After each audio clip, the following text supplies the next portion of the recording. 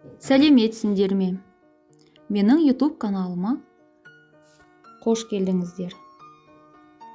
Акварель бейнелеу өнері халықаралық балалар орталығы Акварель Арт Хуф 2023 атты балалар мен ересектерге арналған халықаралық шығармашылық онлайн байқауын ұйымдастырды. Байқау еркін тақырыпта жүргізілді.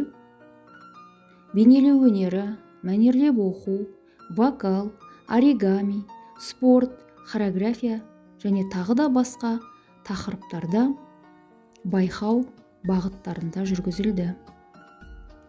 Осы байқауға Байгубек Шархат, 9 сынып оқушысы, оригами бағыты бойынша ақылды папугай жұмысын ұсынды.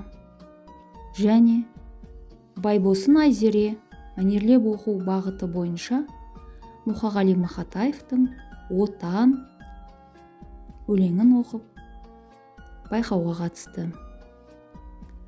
Сонымен қатар 3 сынып оқушысы Бақтиярұлы Аян бейнелеу өнері бағытында шуақты көктем жұмысын ұсынып байқауға қатысты.